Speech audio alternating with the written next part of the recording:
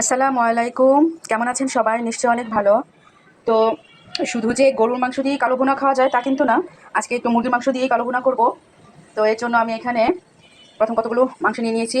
আর এর মধ্যে দিয়ে দিলাম পেঁয়াজ কুচি আর যে এলাচ, দারচিনি, তেজপাতা। এই মশলাগুলো দেওয়ার পর এখানে আমি অল্প পরিমাণ পেঁয়াজ আর রসুন বাটা দিয়ে দিয়েছি। আর এখন দিয়ে দিব একটু আদা। যেহেতু মাংসটা একটু কম পরিমাণে, তো অল্পই দিব মশলাটা। তো এখন দিব একটু হলুদ, তারপর দিব ধনিয়া, এখানে একটু দিব একটু মরিচের গুঁড়া আর একটু জিরার গুঁড়ো। এখন দিয়ে দিব একটু লবণ, আর এখানে দিয়ে দিব কিছু পরিমাণ সরিষার তেল। ব্যাস, এটা দিয়ে রান্না করব। আর দিয়ে দিব এখানে যে প্যাকেটে কালো ভুনা প্যাকেটের কিছু মশলা, পুরোটা দিব না কারণ এখানে অনেক টুক থাকে। এরপর দিয়ে দিব টমেটো সস। এখন এটাকে ভালোভাবে নেড়ে চেড়ে নেব। তো এই যে দেখেন, এটা আমার ভালোভাবে মেশানো হয়ে গিয়েছে।